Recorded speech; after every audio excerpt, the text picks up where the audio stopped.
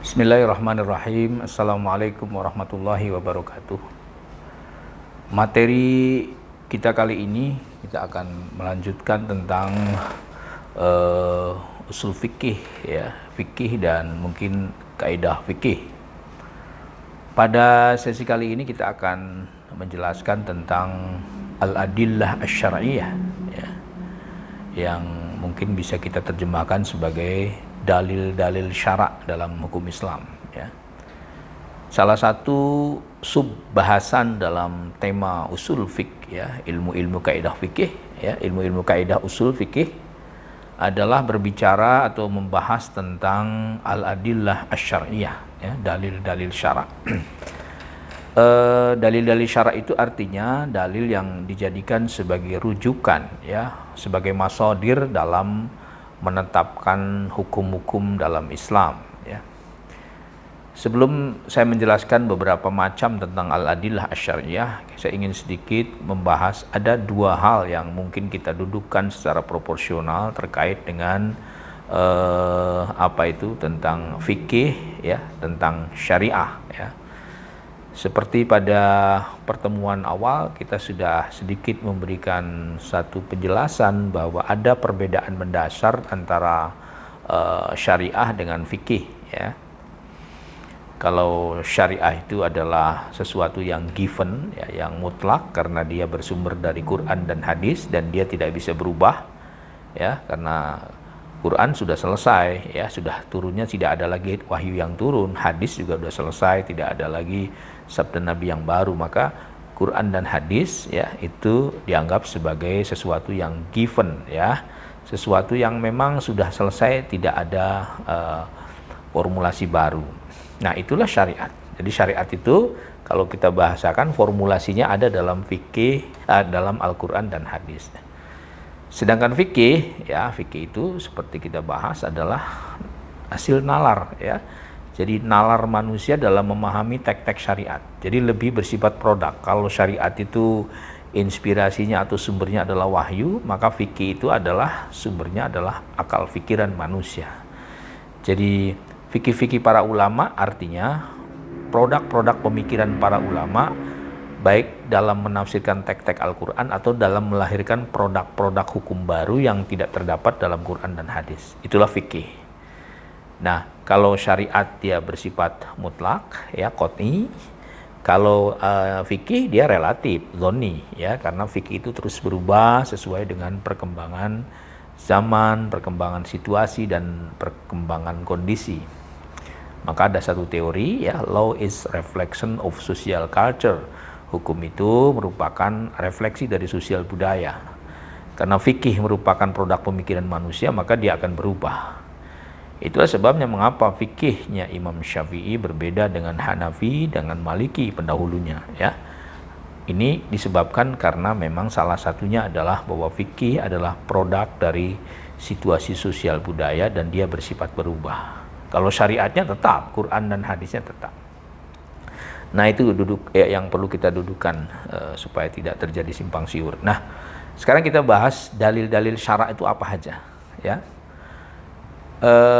Kalau kita merujuk beberapa kitab usul fikih, ya, dalil syarak itu yang ittifaq, ya, yang ittifaq itu ada 4, ya, yang mungkin bisa kita sepakati sebagai al-adillah asy-syar'iyyah, ya.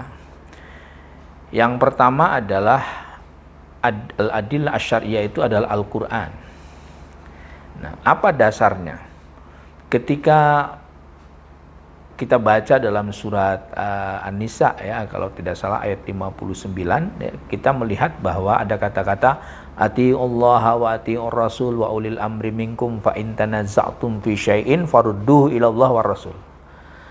Maknanya adalah taatlah kamu kepada Allah, taatlah kepada Rasul, dan taatlah kepada pimpinan, dan ketika terjadi perbedaan pendapat maka kembalilah kepada Allah dan Rasul. Nah, itu ada 4, ya. Dari ayat itu maka mengindikasikan bahwa dalil-dalil syarak itu ada 4 yang disepakati. Yang pertama adalah Al-Quran dengan kata-kata atiullah, taatlah pada Allah, ini bermakna adalah Al-Quran. Yang kedua apa? Wa atiur rasul. Yang kedua, dalil syarak itu adalah hadis Nabi, ya. ucapan, perkataan, ketetapan yang bersumber dari Rasulullah, itulah sumber hukum yang kedua, ya. Dan yang ketiga adalah kesepakatan para ulama tentang satu kasus setelah masa Rasulullah wafat, ya, namanya ijma. Wa ulil amri minkum itu ditafsirkan sebagai ijma, ya, satu kesepakatan konsensus para ulama tentang hukum-hukum yang tidak terdapat dalam Quran dan hadis tapi disepakati oleh ulama, itu namanya ijma. Dan yang ketiga ada fa in tanaza'tum fi syai'in faruddu ilallah wa rasul. Maka apabila kalian berbeda pendapat, bersengketa, maka kembalilah kepada Rasul. Nah, ini dimaknakan bahwa hukum dalil atau dalil syarak yang keempat adalah qiyas. Jadi dari ayat surat An-Nisa 59 ini memberikan penjelasan bahwa sumber hukum yang disepakati itu 4. Pertama Al-Quran, yang kedua adalah hadis Nabi, yang ketiga adalah ijma, dan yang keempat adalah qiyas. Qiyas itu membandingkan satu kasus yang ada dalam, yang tidak ada dalam Quran dan hadis tapi berkembang dalam masyarakat. Nah, dibandingkan dengan satu kasus yang ada ketentuannya dalam Al-Quran dan hadis karena ada kesamaan ilat. Itu qiyas. Nanti kita jelaskan secara lebih rinci. Nah, itu dalil pertama bahwa dalil-dalil syara itu atau dalil-dalil syariah dalam Islam atau sumber hukum dalam Islam itu ada 4. Kemudian yang berikutnya adalah ada satu hadis, ya, yang menjadi dalil bahwa sumber hukum itu Quran, Sunnah, dan ijma qiyas. Nah, ada satu hadis misalnya ketika Mu'adz bin Jabal, ya, dipanggil oleh Rasulullah dan Mu'adz dipercaya akan diangkat menjadi seorang hakim di Yaman. Nah, sebelum diangkat ditugaskan menjadi hakim, Nabi melakukan semacam fit and proper test, ya, kalau zaman sekarang fit and proper test, menguji kompetensi dan kemampuan dari Mu'adz bin Jabal. Kata Rasulullah, wahai Mu'adz, bagaimana ketika kamu nanti saya tugaskan di Yaman, kamu kamu menemukan persoalan apa yang kamu rujuk, gitu, kira-kira begitu, ya. Apa yang kamu lakukan? Kata Mu'adz, saya akan merujuk kepada Al-Quran, ya, kitabullah. Itu kata Mu'adz. Lalu Nabi bertanya lagi, bagaimana kalau di Quran tidak kau temukan? Kira-kira begitu, ya.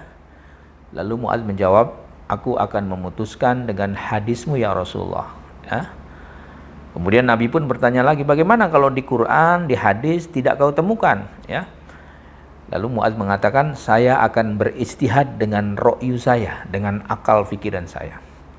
Nah, kemudian Rasulullah, ya, menyatakan, kalau bahasa bebasnya, oke, Anda lulus sebagai seorang hakim. Nah, fit and proper test, ya, fit and proper test yang dilakukan oleh Rasulullah kepada Mu'adz bin Jabal ini sebelum diangkat jadi hakim mengindikasikan beberapa hal. Satu hal saja. Yang pertama adalah bahwa ternyata hukum Islam itu, ya tadi, pertama Quran, kemudian yang kedua adalah hadis Nabi, yang ketiga istihad.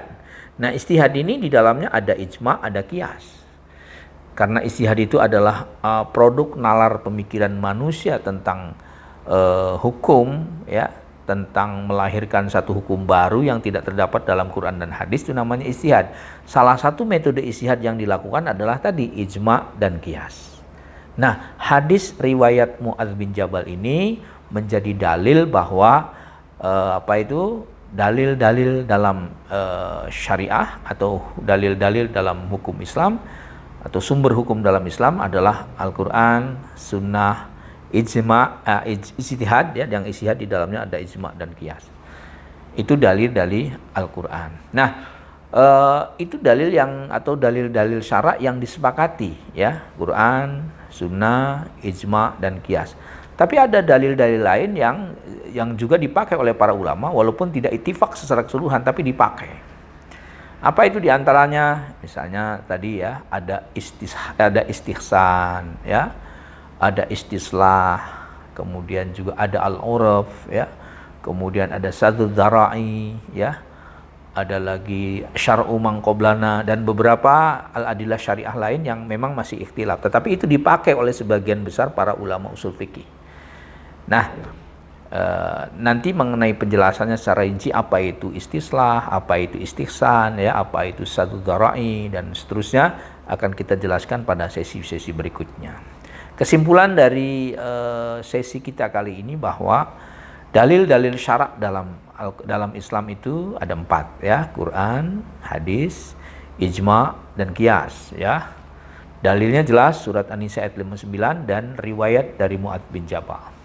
Itulah tema kita kali ini ya, mudah-mudahan bermanfaat. Assalamualaikum warahmatullahi wabarakatuh.